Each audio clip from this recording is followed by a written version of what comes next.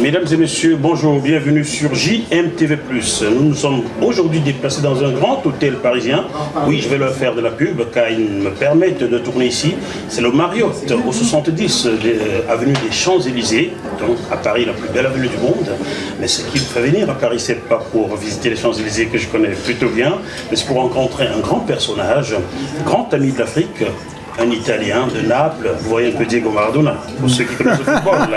Ce monsieur Benito. Bonjour monsieur Benito. Bonjour monsieur Benito. Bonjour à vous, cher ami. Merci de m'avoir invité. Je vous en prie, je vous en prie. Vous avez une très belle montre, monsieur Benito. Bien, voilà encore une chose italienne. C'est une montre qui rappelle le 500e anniversaire du débarquement de Christophe Colomb en Amérique en 1492. Oh là là là là là. C'est une montre de collection qui malheureusement existe avec très peu d'exemplaires. Alors je pense que je viens de vous fréquenter désormais pour guetter cette montre. Il ne faudrait pas que votre neveu qui est en coulisses hérite de cette montre. Moi je la veux. Alors monsieur Benito, nous avons un ami en commun qui est le professeur Aimé Boni, que nous saluons. Bonjour docteur, je vous ai beaucoup aimé. Voilà, donc c'est votre médecin. Oui. Et vous êtes venu son ami, vous lui avez conté votre parcours en Afrique. C'est vrai. Et il vous a dit, je connais un journaliste à qui vous devriez confier tout cela. C'est exactement ça. Et vous avez eu la gentillesse de m'inviter dans cet hôtel donc pour... Mais je vous en prie, c'est un honneur pour moi de vous voir. Je vous en prie, merci beaucoup monsieur Benito. Alors, parlez-moi de votre parcours, surtout africain. Bien. C'est un grand saut en arrière dans le temps. C'était les années où l'Afrique commençait à être indépendante. Et le premier pays, je suis parti de Marseille sur un rendez-vous avec le président Bernard Bongo. À l'époque, il s'appelait Bernard Bongo. Qui deviendra Omar Bongo plus tard. Qui deviendra Omar Bongo plus tard pour avoir découvert peut-être le pétrole. Je ne sais pas pourquoi. Mais il était tellement sympathique avec son prénom de Bernard. Puis après, il a été Omar. Peut-être il a voulu faire comme les Saoudiens, ou peut-être pas. Peut-être je me trompe. Oh, il y avait tellement de pétrole au Gabon qu'il fallait qu'il s'en sorte. En tout cas, passons sur cette chose. Et je me rends au Gabon. Je suis accueilli à l'aéroport par son beau-frère, qui était le frère de Madame Joséphine Bongo. Monsieur Asséné? Non, Jean-Marie Joué d'Abani. Oh, Joué d'Abani, qui est décédé en 1978. C'est-à-dire, on n'a plus trouvé sa trace. Ouais. On n'a plus trouvé sa trace. Il a disparu, lui, l'hélicoptère et une tonne d'or. C'est ce qu'on dit. Donc, c'était un monsieur merveilleux, charmant. J'ai beaucoup aimé ce monsieur et il m'a beaucoup aidé. Donc, il vient m'accueillir à l'aéroport. Il m'a dit, voilà, monsieur Pénéard, nous avons réservé pour vous une suite à l'hôtel.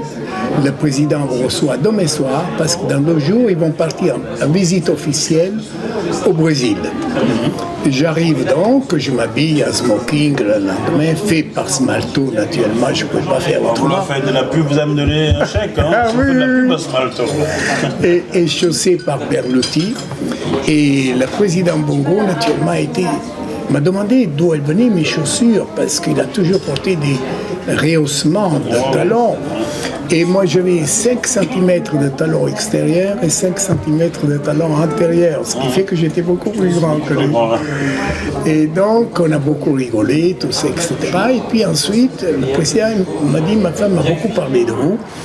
Et vous nous avez amené la collection présidentielle qui consistait dans très, très jolis articles italiens, des verres de Murano, des nappages, des draps de lit, tout ça. Et le président Bongo, très généreusement, il a tout pris. J'étais tellement content.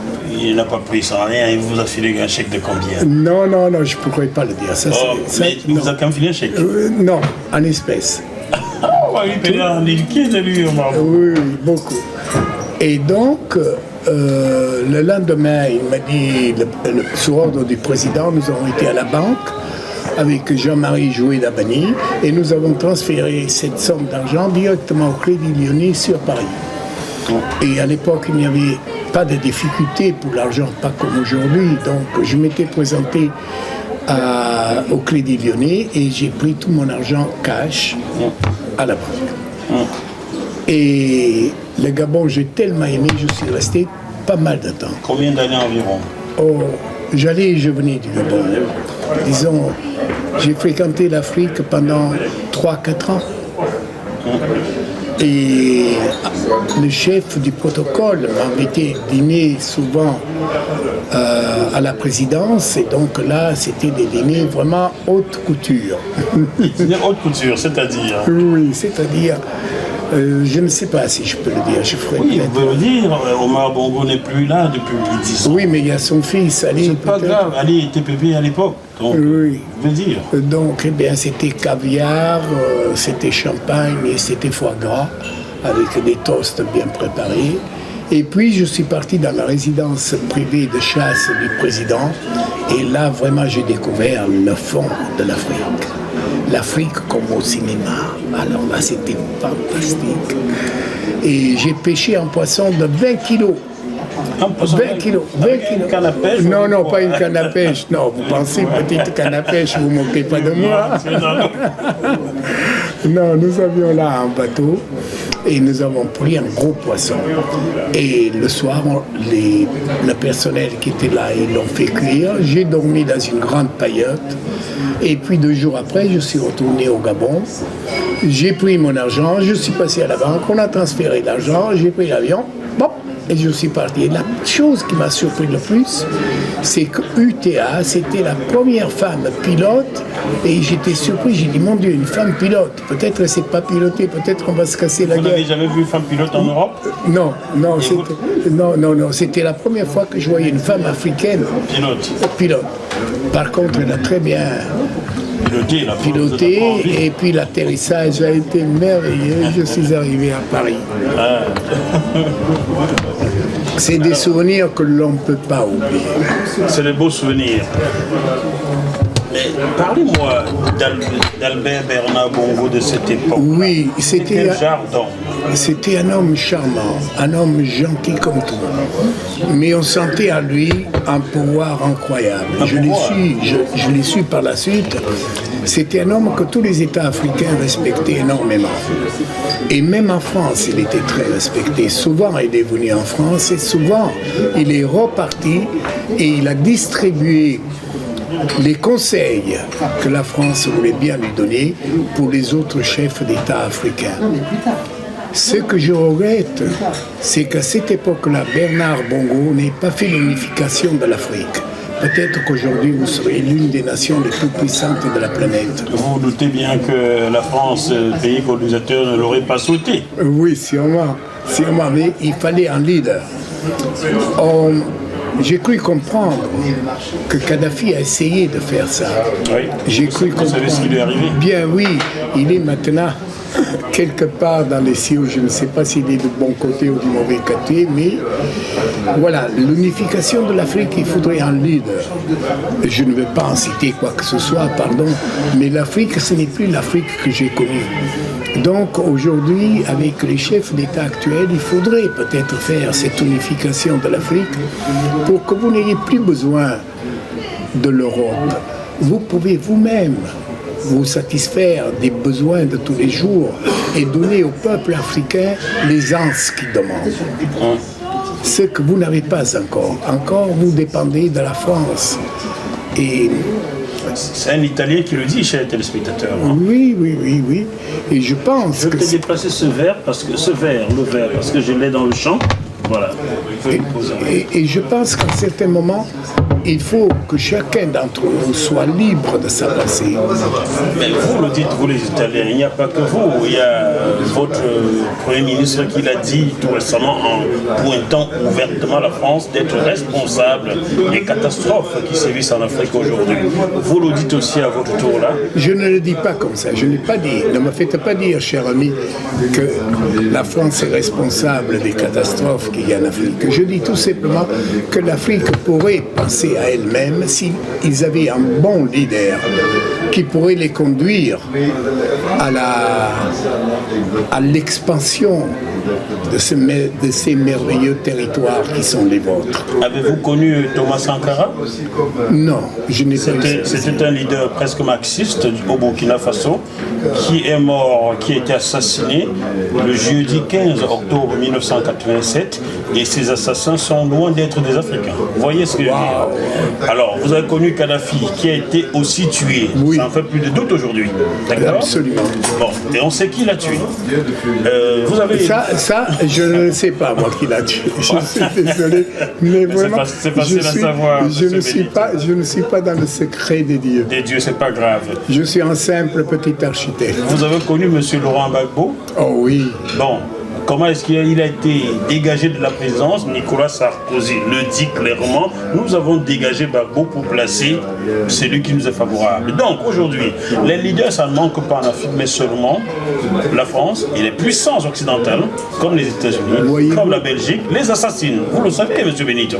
Non, je ne le sais pas. Je ne veux pas dire des choses pareilles. S'il vous plaît, nous sommes dans une conférence amicale et de paix. Et je ne veux pas parler de choses qui sont désagréables. Je veux dire que aujourd'hui l'Afrique n'a plus je n'ai plus le regard vers l'Afrique de ce qui a été mon Afrique, moi, l'Afrique de 67, 68, 69, 70. Lorsque j'étais au Sénégal et j'ai connu ce grand homme qui était Léopold Sédar Senghor et son livre La négritude que j'ai tellement lu et c'était tellement extraordinaire, ça c'est de l'Afrique. Ensuite, Abidjan. La Côte d'Ivoire. La Côte d'Ivoire, le pays le plus riche, si l'on peut dire, d'Afrique noire. Et ensuite, naturellement, Burkina Faso, ensuite le Centrafrique, ensuite le Gabon, ensuite le Congo-Brazza, et puis le Congo de Mobutu. Et le Congo de Mobutu, c'était la fiesta, c'était... Allez, racontez-nous ça. Parlez-nous de ce Congo de M. Mobutu. Oui, Mobutu, c'était un homme vraiment légendaire. C'était un homme merveilleux. Réussi à organiser le match de boxe de Cassius Clay. Mon Dieu, c'était fabuleux. Rien que ça, c'était quelque chose de fantastique. Et un jour, dans un village de la Côte d'Azur, je suis appelé en extrémiste pour préparer la soirée de Mobutu. Et il avait une villa, c'était un rêve. Une villa, on pourrait dire un palais vénitien.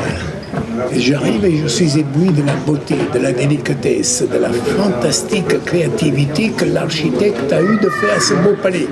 Ah, vous, architecte, vous êtes émerveillé. Oui, quand un de mes confrères fait des belles choses, je le dis. Je ne suis pas un jaloux. Et la personne qui a fait ce palais, c'était un monsieur très très connu et ami des puissants de France. Et la réalisation, et je peux dire, parce que j'ai beaucoup de respect pour lui, malheureusement il n'est plus parmi nous, c'était M. Clément Olivier Kakoub, qui a beaucoup exercé aussi en Côte d'Ivoire. Et ce palais était merveilleux. Et son épouse me demande donc de préparer tout ce qui était la créativité de la table, les assiettes, les nappages, tout ça, et je fais des choses vraiment magnifiques. Mais je n'avais qu'une semaine de temps, on m'avait appelé en retard et j'ai fait travailler tous les Italiens à 24 heures sur 24 et on est arrivé juste le matin pour mettre tout en place le soir à 16h. Ça a commencé les festivités, mais les festivités pas européennes, les festivités avec vos costumes africains, les danseurs, les danseuses. Et un festival en quelque sorte. Oui, c'était un festival africain, une soirée. Organisé par Mobutu Sese Seko, mais oui, à la Côte d'Azur française. À la Côte d'Azur. Il ne veut pas l'organiser chez lui. Dans son palais, sur la Côte d'Azur française. Revenons sur l'Afrique pour fondre. Vous avez donc connu plusieurs pays, vous n'avez pas cité le Cameroun et le Tchad. Oui, donc j'étais au Cameroun, bien sûr. Au Cameroun, j'étais reçu par le président, son Excellence, le président Ahidjo, lequel il m'a vite introduit auprès de son épouse. Germaine Ahidjo. Je dois vous dire que j'ai rarement vu une femme aussi belle. Voilà. Des yeux merveilleux. Vous savez convoiter la femme du président? Oui. Oh, l'italien. Oui, alors. Je ne regardais que ses yeux, je ne savais plus quoi dire. Elle était si belle. Et dans son boubou africain, waouh! Je me suis dit, mon Dieu, mais c'est pas possible. Quelle chance qu'il a, le président. Ça y est, il vous a invité chez lui, vous avez passé le temps à mater sa femme. Oui, complètement. Vous pouvez le dire. Et dites, je vous pose la question. Oui. Vous l'avez connu? Je ne l'ai pas encore vu. Mais Mais maintenant, c'est trop tard. je parle à son avocat, Maître Charia Bournazel. Je l'ai interviewé en avril et je le revois mardi prochain pour une autre interview. Et donc, si vous avez l'occasion de voir son avocat, qui donne de la part de l'Italien que j'étais jeune et pas mal, et à qui elle a acheté beaucoup de choses, j'ai un très agréable souvenir de Madame Maïjo. Et j'ai quitté la présidence avec vraiment un peu de nostalgie. De nostalgie. Vu comment elle était belle, vous voulez plus partie de la présidence, quoi. Non, c'était pas ça. Mais la nostalgie d'avoir connu quelque chose de beau. Vous savez, faire du beau, la créativité, et voir quelque chose de joli, de beau, ça fait plaisir à un esthète. Je crois que je peux me flatter d'être un esthète, d'aimer les belles choses.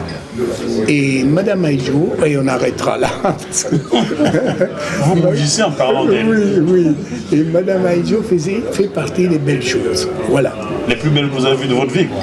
Oui, parce que ses yeux en amande d'un verre incroyable. C'était un verre vraiment de jade. C'était très beau. Ça va lui plaire, ça. Oui. Je peux vous garantir, je ne l'ai jamais rencontré, mais nous connaissons des personnes. Très bien. Je vais lui faire transférer ça. Et puis, peut-être elle se souviendrait de vous. Oui, peut-être, mais elle voyait tellement de monde. Vous pensez si elle va se souvenir d'un petit Italien qui est venu avec ses collections? Bon, ben, nous allons en profiter pour saluer Madame Germaine Aïdjo et surtout souhaiter bon courage à son fils qui est mal en point en ce moment. Son plus grand-fils ne va pas bien en ce moment, ce sont les informations que j'ai eues. Nous prions pour lui. Bon, ben, surtout, sachant que vous allez travailler au Vatican, vous priez, irez directement à Dieu, je pense. Je pense, peut-être s'il nous écoute. Sauver le fils Aïdjo. Bon, alors vous avez rencontré toutes ces personnes, Bokassa aussi? Bokassa, non, parce que... Mais vous n'avez pas eu de diamant. Non, attendez, mais je vais vous dire la meilleure. Dites-moi. La meilleure. Alors, je suis avec le président Bernard, toujours. Bernard Bongo, Omar Bongo. Et j'ai connu tous ces gens de bouche à oreille. Je n'ai jamais fait de publicité, je n'ai jamais eu de patron, mais à la fin de mes prestations, je demandais au chef de l'État s'il pouvait m'introduire auprès de l'un de ses confrères. Et je demande au président Bernard Bongo de m'introduire auprès de Bokassa. Je dis, s'il vous plaît, je voudrais absolument aller le voir. Je suis certain qu'il fera de moi un homme euro, une très très grosse commande. Et Bernard Bongo, il m'a dit, ça sera le moyen de ne jamais être payé. Il paye personne. Bokassa ne paye personne. Ça, c'est les mots que monsieur Bernard Bongo m'a dit. Jamais je vous enverrai chez lui. Ah bon, donc il ne vous a pas envoyé chez Bokassa? Non, il ne m'a pas envoyé chez Bokassa. Il vous a envoyé chez Mobutu? Non, je ne peux pas vous dire, monsieur. Ils sont tous morts déjà. Non, mais je ne peux pas, monsieur, parce que ça passe à la télévision. Il y a des descendants. Je ne veux pas avoir des procès. Je ne dois pas vous appeler pour vous dire vous avez fait une chose mauvaise contre moi. Vous m'êtes très sympathique et je suis très honoré de vous avoir connu, mais je ne dirai rien qui puisse m'affecter. J'ai une famille et je ne veux pas avoir des amis. Oh là là là là. Bon, alors dites-moi, vous n'avez pas vu que de belles choses dans ce grand palais, vous avez vu d'autres qui étaient modèles? Oui, beaucoup modèles. J'ai vu, par exemple, la façon dont du personnel.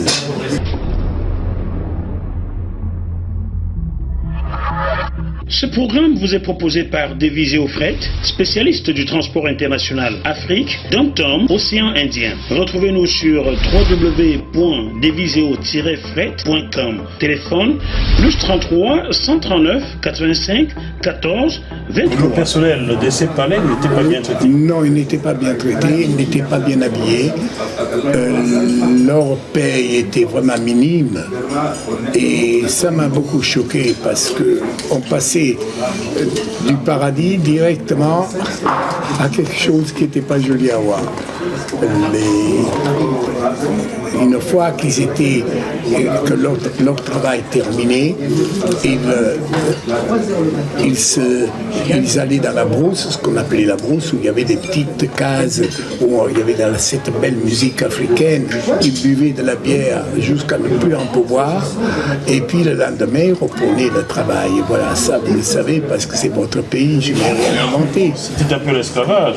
Oui, c'était un peu l'esclavage, et je dois le dire, ça je veux le dire fort et haut. Nous les Blancs, nous avons fait du mal partout dans le monde.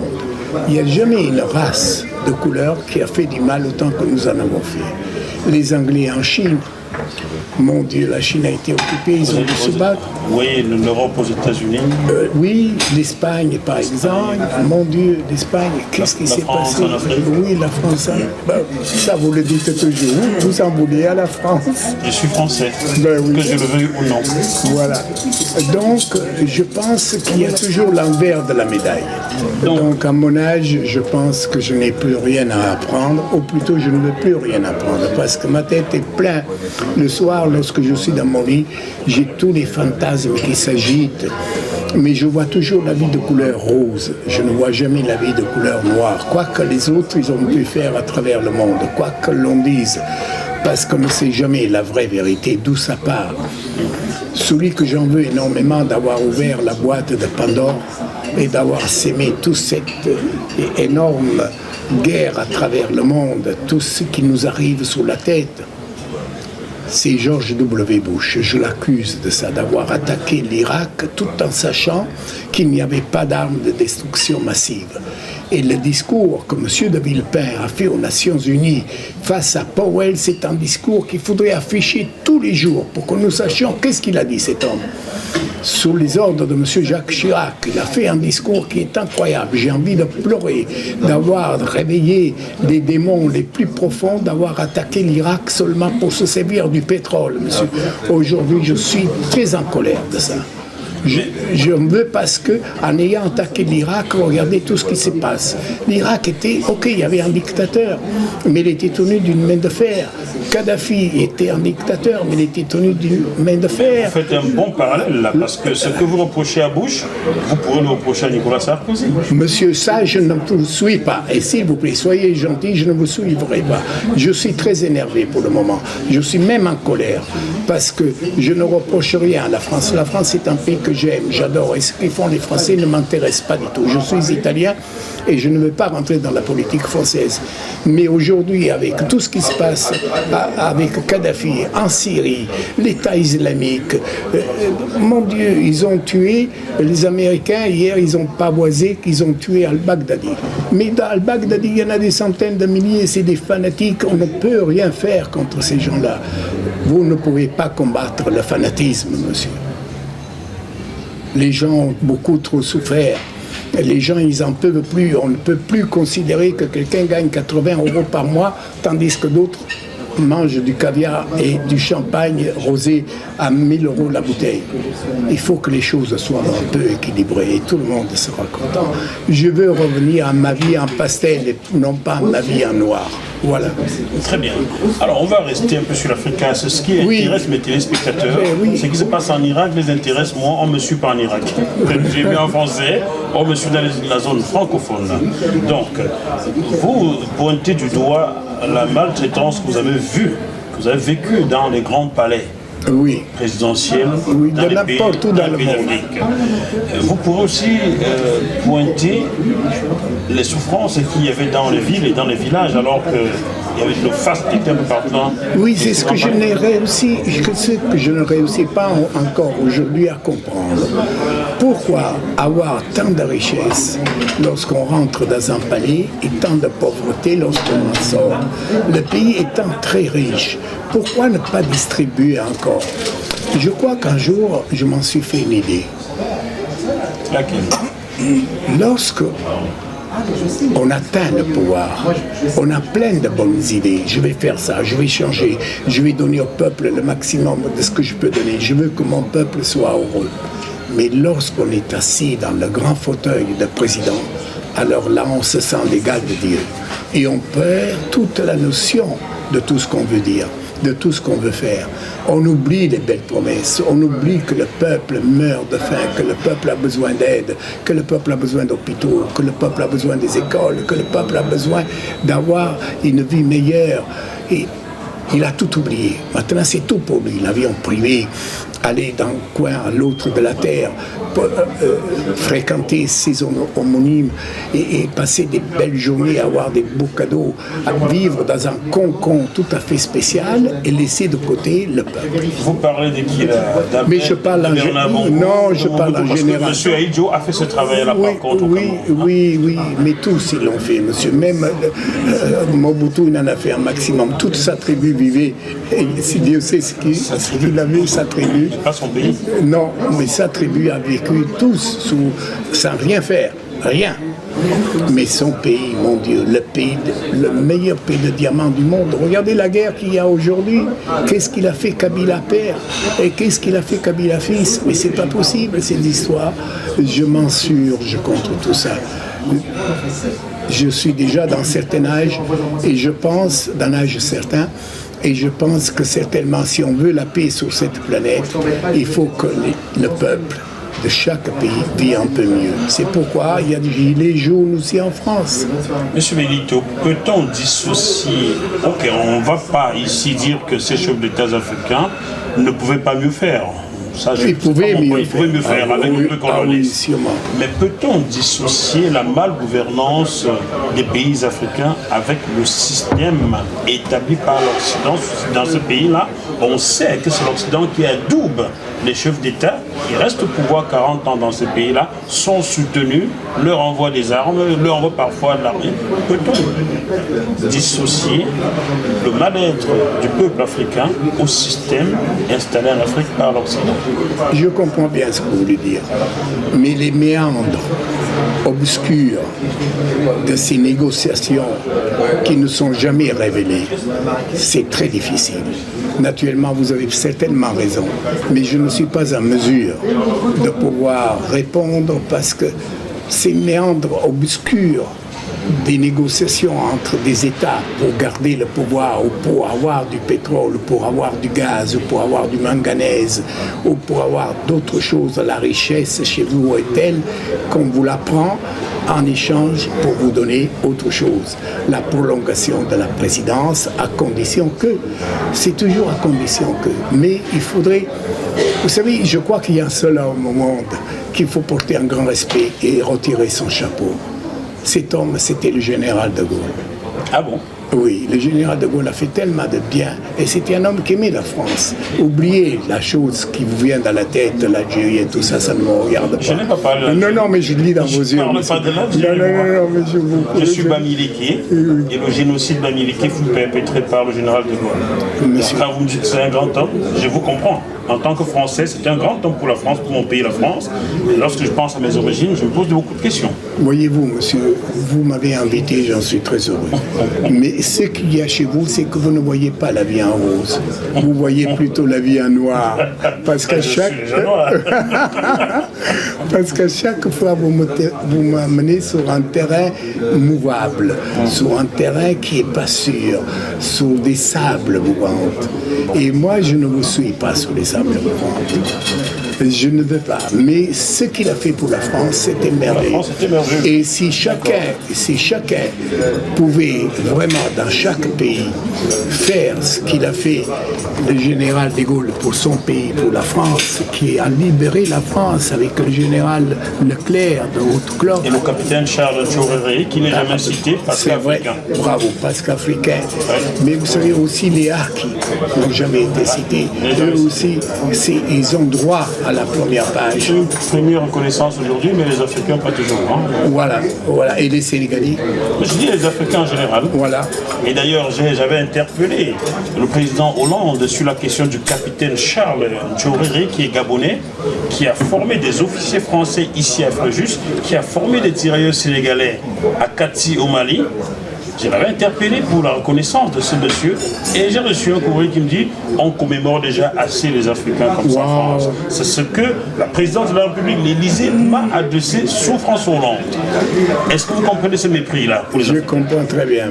Mais les Africains ont toujours été méprisés. Toujours, et je ne sais pas pourquoi. Et pourtant, il y a une chanson de Claude Nougaro qui est merveilleuse, dédiée à Louis Armstrong. Oui. Et que lui dit Armstrong, je ne suis pas noir, je suis blanc de peau. Voilà. Voilà, c'est merveilleux. Mais il lui demande est-ce que tes os sont aussi blancs, sont aussi noirs? Vous savez, je déplore l'esclavage africain. Et on a fait tellement de mal à vous, les Africains. Et aujourd'hui, on ne vous cite pas du tout. Mais tous les 15 du mois, on cite la Shoah. Et sûrement, il y a eu 6 millions de morts, et ça, c'est déplorable. Ça, c'est quelque chose d'impossible à oublier, et les générations des générations ne l'oublieront jamais. Mais chez vous, je suis certain qu'il y a eu plus de 6 millions, parce que tous ces bateaux qui partaient pleins de Noirs pour être vendus comme esclaves dans les plantations, tout ça, etc., on ne le cite jamais. Et les plus belles chansons viennent du jazz, et viennent des plantations africaines. Ça me met, quand j'écoute du Gershwin, ça me fait trembler, je tremble dans tout mon corps parce que vous vous exprimez tellement bien. C'est merveilleux, c'est extraordinaire. Vous aimez la chanson, le jazz, le blues? J'adore. Le négro spirituel, c'est fabuleux. Je suis aussi chanteur, donc je chanterai pour vous, c'est quand vous voulez. Avec plaisir, donc, monsieur, voilà, avec plaisir. Chansons qui ne sont pas encore produites, mais je peux déjà les interpréter. Alors, pour revenir sur les souffrances des peuples, j'avais fait un article il y a quelques années publié dans le journal Ronald Échange Israël, qui est basé à Lyon. J'ai demandé aux gens de ne pas comparer les souffrances, car les souffrances sont uniques. Une souffrance égale à une souffrance. Je suis d'accord. La Shoah fut difficile pour les Juifs. L'esclavage, le colonialisme et le néocolonialisme sont aussi difficiles pour les Africains. La seule chose qu'on peut déplorer, comme vous dites, c'est qu'on ne parle jamais de souffrance des Africains. Au contraire, pour eux, c'est normal que les Africains souffrent. Oui. Et ça ne s'arrête jamais. Jamais. Aujourd'hui, au Congo, je suis sûr qu'il y a eu au moins 1000 morts. Au Cameroun, je suis sûr qu'il y a eu au moins 200 morts. Personne, aucun média français n'en parle. Pardonnez-moi, monsieur, moi j'ai vécu assez longtemps en Amérique. Et le black américain est supérieur, est au même niveau que le blanc. Au même niveau. Que tandis qu'ici, en Europe, vous faites un complexe d'infériorité énorme. Attendez, laissez-moi finir. Mais s'il vous plaît, laissez-moi finir. Si on vous dit que vous êtes noir, tout de suite vous vous enflammez. Il faut dire monsieur de couleur. Mais si on vous dit black, alors vous acceptez. Pourquoi, monsieur? Mais pourquoi faire un complexe d'infériorité? Vous êtes un très beau, un très bel homme, très bien habillé. Oh, les Italiens vont me s'agiter sur moi maintenant, monsieur. Écoutez, pourquoi ici en France, en Italie, partout, le noir est indiqué, tiens, c'est un noir. Qu'est-ce que ça veut dire être noir? Ça veut rien dire. Si moi j'étais noir, je serais fier de ma nationalité, de ma couleur, du pays qui m'a donné le jour. En Amérique, j'étais surpris. Les blacks américains, mon Dieu, j'étais à Harlem. Mais Harlem, ils m'ont accueilli comme un frère. C'est pas vrai que Harlem est dangereux. Ils m'ont emmené dans des choses insensées, incroyables. J'ai encore la tête qui tourne de tous ces souvenirs. Voyez-vous, d'Afrique, on passe... C'est une autre Afrique. C'est une autre Afrique. C'est une autre Afrique. Ce qu'on vend comme étant dangereux dans certains pays ne l'est pas. Voilà. On me dit Saint-Denis est dangereux. J'y suis tout le temps. Personne ne m'a jamais regardé de travers. Je reviens des États-Unis, j'ai été à Baltimore. Personne n'a regardé de travers. Mais là où on me regarde de travers en France, c'est à Neuilly. Vous comprenez? Ça, c'est terrible. Ça, c'est unique. C'est à Neuilly sur scène qu'on me regarde de travers. Alors, monsieur Benito, vous avez passé donc plusieurs années en Afrique. Vous avez rencontré de merveilleux gens. Vous avez déploré certaines choses. Quel est le souvenir marquant, le plus marquant pour vous et dans quel pays l'avez-vous vécu? Eh bien, je retourne au Gabon. Dans la chasse privée du président Omar Bongo. Je peux dire Omar parce que c'est finalement son nom, c'est son nom officiel. Dans la chasse privée du président, là vraiment, c'était l'Afrique comme on voit dans les films de King Kong. Voyez-vous, ces tribus, ces danses, ces arbres, ces femmes habillées d'une façon spéciale. Et quand j'étais dans la chasse privée du président Bongo, là, tout ça s'est réveillé. Tout ce que j'ai vu au cinéma, c'était pareil. C'était pareil. Et puis, lorsque je me suis envolé dans ce petit avion privé qui a suivi le fleuve, et alors là, je me suis réveillé. Parce que je dormais lorsque j'étais dans cette chasse privée. C'était un beau rêve, un merveilleux rêve. Et il y avait des belles femmes. Là, les Gabonaises, elles étaient belles. Oh, c'est italien. Et donc, quand je me suis réveillé, je suis parti pour aller dans la capitale à Libreville. Là, je me suis retrouvé devant la vie de tous les jours, mais quand même l'Afrique. Parce qu'aujourd'hui, vos États ne sont plus les États africains. Vous êtes européanisés à 100%, des buildings partout. Vous ne respectez rien comme chez nous en Europe. C'est pollué partout. Je me rappelle quand j'étais en Côte d'Ivoire, mon Dieu, comme c'était joli à l'époque. Mais maintenant, la Côte d'Ivoire, c'est l'Europe. C'est des buildings. Oui, là, des buildings partout. Il n'y a plus de cette chose vraiment. Pourquoi faire des buildings? Pourquoi copier l'Europe? Un jour, si vous preniez ma place de journaliste et me posiez ces questions-là, je vous donnerai des réponses. Et croyez-moi, vous tomberez à la renverse. Car c'est le colonisateur qui a imposé, ne veut même pas en partir. Oui, mais vous avez un style. Vous pourrez faire un style à vous. Mais mettez-moi président du Cameroun, de la Côte d'Ivoire, vous verrez ce que je ferai avant d'être tué. Vous rappelez-vous du Cameroun, de Kribi? Oui, de Kribi, ouais. Wow. Mais Kribi, j'étais tellement heureux à Kribi en 68. Monsieur, aujourd'hui, Kribi, c'est pas Kribi. C'est un pays quelconque. Mais quand j'ai connu Kribi, c'était le sable, c'était des mômes qui venaient jouer et qui me disaient « Patron, qu'est-ce que tu veux? Je fais pour toi, est-ce que je peux rester ?» Et moi je disais « Oui, restez les enfants, on va s'amuser ensemble. » Et ces filles merveilleuses, les Camerounaises, mon Dieu. Il était très amoureux cet Italien, hein? Ah oui, j'étais un chaud lapin. Je pense que je vais prendre un de vos cheveux, vous testez les ADN sur la côte à Kribi, je peux retrouver beaucoup de rejetons. Hein? Et voilà, cher ami, j'étais vraiment très content d'être avec vous. J'ai passé un très bel après-midi.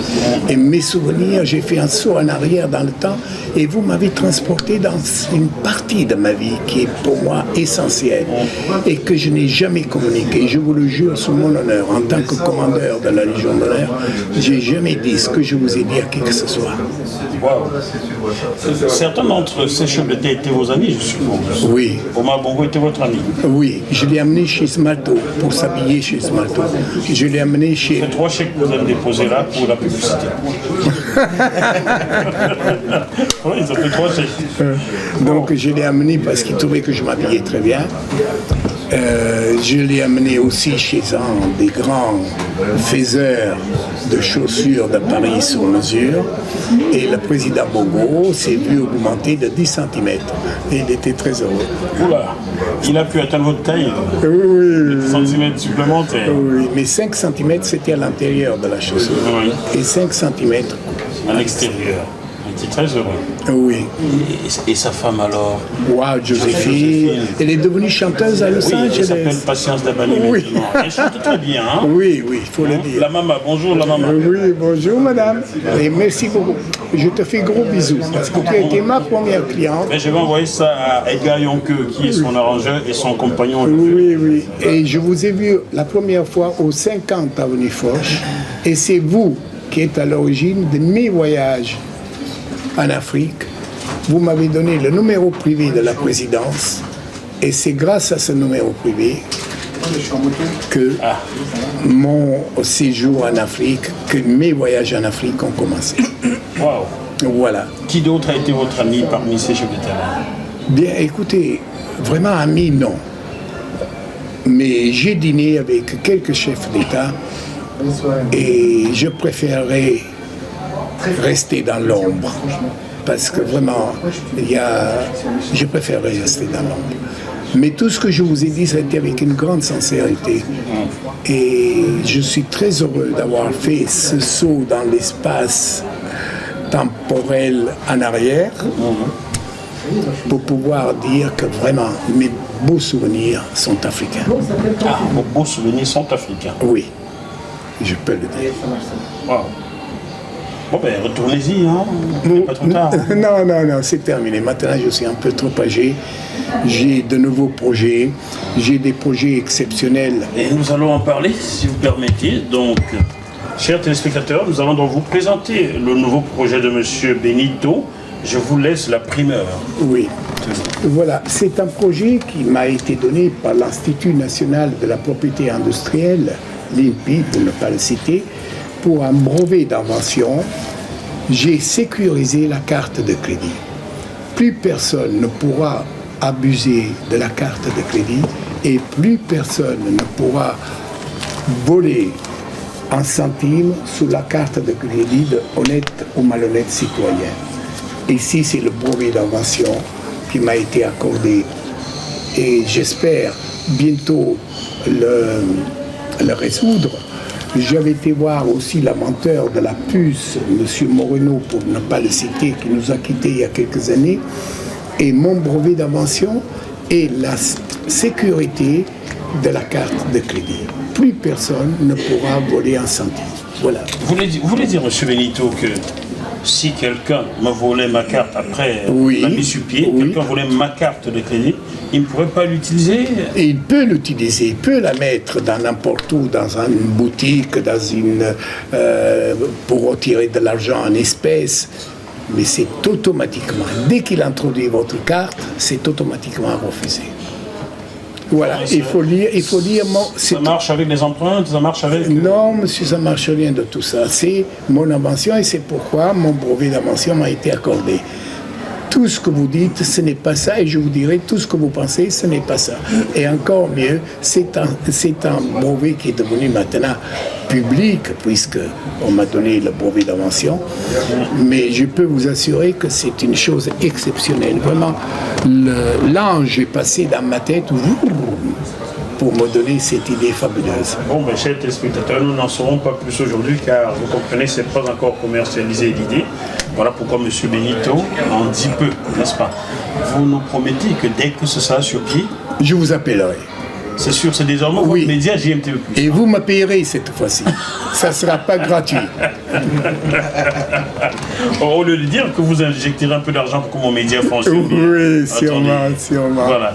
Merci beaucoup, M. Benito. Merci à vous d'être venu. Merci de m'avoir invité. Je vous en prie, ce sera toujours comme ça désormais.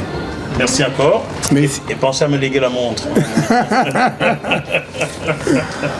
Chers téléspectateurs, on se retrouve sur ce même média bientôt avec un autre invité. D'ici là, malgré la situation difficile en Afrique aujourd'hui, gardez quand même la banane. À très bientôt. Bye bye. Je demande à JMTV+, de continuer à faire ce travail extrêmement important de recueillir les informations, de les recueillir avec esprit critique, pour ensuite les diffuser comme elle le fait, afin que les esprits s'éveillent, que les consciences s'ouvrent davantage et que les actes suivent.